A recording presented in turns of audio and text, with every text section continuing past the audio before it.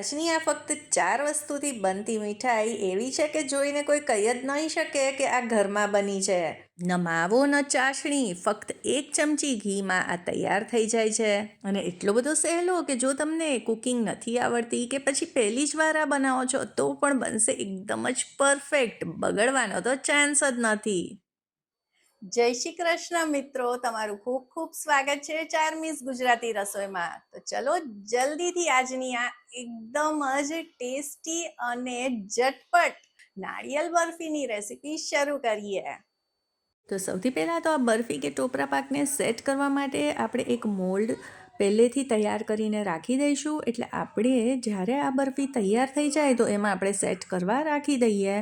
જો તમારી પાસે આવું કોઈ કન્ટેનર ન હોય તો તમે તેને થાળીમાં પણ પાથરીને તૈયાર કરી શકો છો. હવે આમાં હું એક બટર પેપર આ રીતે તેની સાઇઝનું લગાવી દઈશ.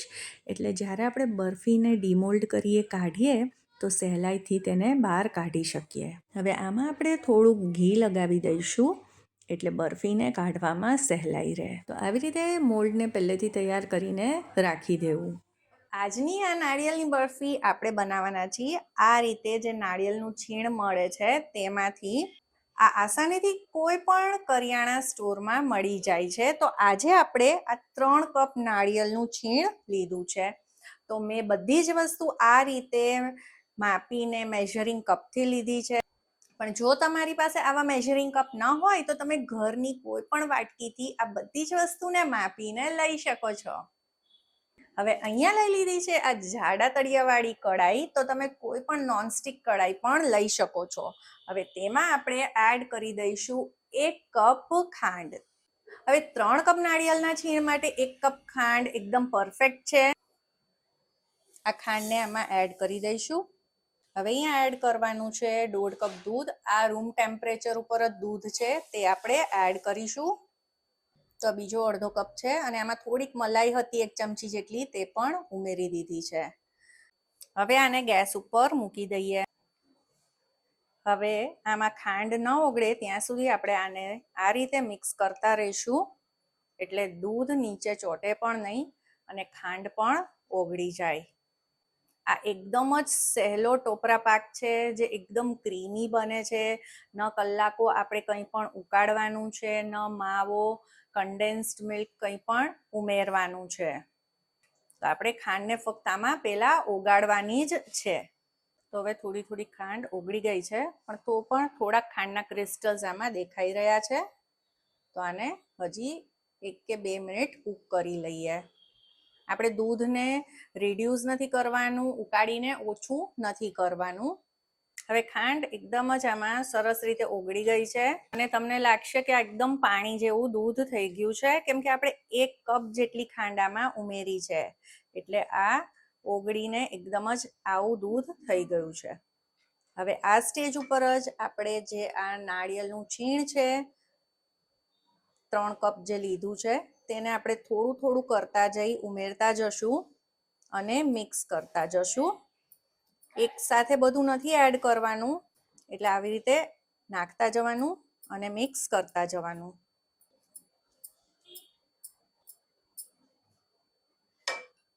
તો બધું જ આપણે આમાં ઉમેરી દીધું છે. હવે આને આપણે મિક્સ કરી દઈએ. તો તમે જોઈ શકો છો કે આ નાળિયેરના છીણે બધું જ આ જે દૂધ હતું તે એબ્ઝોર્બ કરી લીધું છે. હવે અત્યારે આપણે ગેસની ફ્લેમને 2 મિનિટ માટે બંધ કરી દઈશું અને શું કામ એ હવે જોઈએ આગળની પ્રોસેસમાં. હવે અહીંયા એક મોટું બોલ લઈ લઈશું અને તેમાં એડ કરીશું 1 કપ મિલ્ક પાવડર. આપણી આજની આ બરફીને આ એકદમ જ રીચ, ક્રીમી અને માવેદાર બનાવશે. અને હવે આપણે આમાં એડ કરવાનું છે દૂધ. તો અહીંયા 1/2 કપ દૂધ આપણે આમાં ઉમેરવાનું છે. એટલે સૌથી પહેલાં આપણે 1.5 કપ દૂધ લીધેલું અને આ 1/2 કપ, એટલે કુલ આપણે 2 કપ દૂધ આ રેસીપીમાં વાપરવાના છીએ. અને વિસ્કરની મદદથી આ રીતે મિક્સ કરીશું તો આમાં જરા પણ લમ્સ પણ નહીં રહે. હવે આ મિલ્ક પાવડરનું મિક્સર જો આપણે પહેલેથી બનાવી રાખીએ તો ઘણી વખત તે જામી જાય છે, મિલ્ક પાવડર નીચે બેસી જાય છે. એટલે એવું કશું જ ન થાય. એટલે આપણે જે સ્ટેજ ઉપર આને એડ કરવાનું છે તે સ્ટેજ ઉપર જ આને બનાવી અને તરત જ આપણે તેને એડ કરી દઈશું. તો હવે આ મિક્સર તૈયાર છે. આવું ઘાટું અને સ્મૂધ હોવું જોઈએ. તો આવું આ ઘાટું મિક્સર બનાવવા માટે આપણે અડધા કપ દૂધની જરૂર પડી છે. મિલ્ક પાવડરનું જે મિક્સર તૈયાર કર્યું તેને એડ કરી દઈએ. તો આનું ટેક્સચર તમને મિલ્કમેડ જેવું જ લાગશે. તો નથી આપણે આને કલાકો સુધી ઉકાળવાની ઝંઝટ, કે નથી ચાસણી બનાવવાની, અને નથી માવો કે મોંઘું મિલ્કમેડ આપણે આમાં એડ કરવાનું, અને તો પણ એકદમ જ સરસ આનો ટેસ્ટ આવે છે. જાણે માવાના પેંડા ખાતા હોય ને, આનો એવો જ ટેસ્ટ આવશે આ કોકોનટ બરફીનો. અને કન્ટિન્યુઅસ આપણે મિક્સ કરતા જઈને કૂક કરવાનું છે, એટલે જે મિલ્ક પાવડર છે તે પણ સરસ રીતે કૂક થઈ જાય. હવે તમને એ પ્રશ્ન થાય કે જો મિલ્ક પાવડર ન ઉમેરવો હોય કે મિલ્ક પાવડર ન હોય તો શું કરવાનું? તો તમે આમાં 1 કપ જેટલી ઘરની ફ્રેશ મલાઈ એડ કરી દો. તેનાથી પણ બહુ જ સરસ રીચનેસ આવશે. હવે મારી ચેનલ પર દિવાળી સ્પેશિયલ ઘણી બધી રેસિપીઝ છે, તે પણ જરૂરથી જોજો. ઓછા તેલ, ઓછી મહેનત અને ઓછા સમયમાં તૈયાર થતો 1 કિલો નાયલોન પૌવાનો ચેવડો. જાડા પૌવાનો ચેવડો જે તૈયાર કરી લઈશું એક એવા સિક્રેટ મસાલાથી, જે તમે કોઈ પણ ચેવડા, ચવાણા, ફ્રાયમ્સ, મમરામાં એડ કરશો તો સ્વાદ 100 ગણો વધી જશે. આપણા ગુજરાતીઓના ફેવરેટ માવાના મીઠા ઘૂઘરા તો ખરા જ. ઘઉંની એવી પડવાળી પૂરી કે તમે મેંદાની પૂરી તો ભૂલી જ જશો. તો તમે જો આ પહેલા કરતા થોડુંક થીક થઈ ગયું છે, અને હજી જેમ જેમ કૂક થશે ને એમ એમ આ ઘાટું થતું જશે. હવે લગભગ 10 મિનિટ થઈ ગઈ છે, અને તમે જોઈ શકો છો કે આમાંથી બધું જ દૂધ છે એ એબ્ઝોર્બ થઈ ગયું છે, અને આ હવે ટોપરા પાક આપણો ડ્રાય જેવો થઈ ગયો છે. અને આ રીતે એ પેનને છોડી રહ્યો છે ધીમે ધીમે.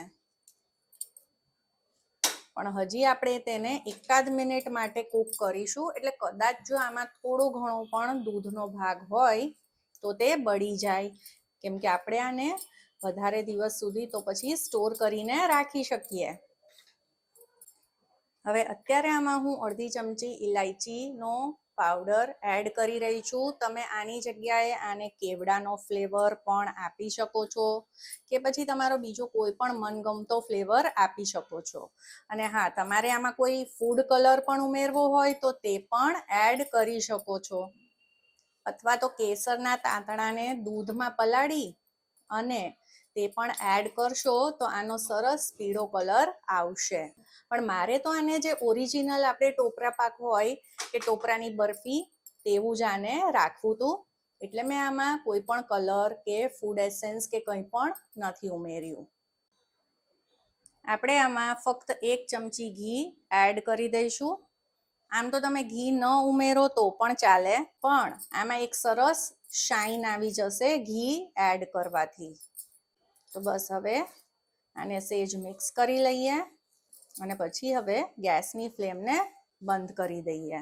અને જો તમારે ચેક કરવું હોય કે આ મિશ્રણ તૈયાર છે કે નહીં, તો તમારે થોડુંક મિશ્રણને હાથમાં લેવાનું, આ રીતે ચેક કરવાનું કે તેનો એક આ રીતે નાનો બોલ સાઈઝ બને છે કે નહીં. હજી આ ગરમ છે, આને સેજ ઠંડુ કરીને પછી ચેક કરવાનું.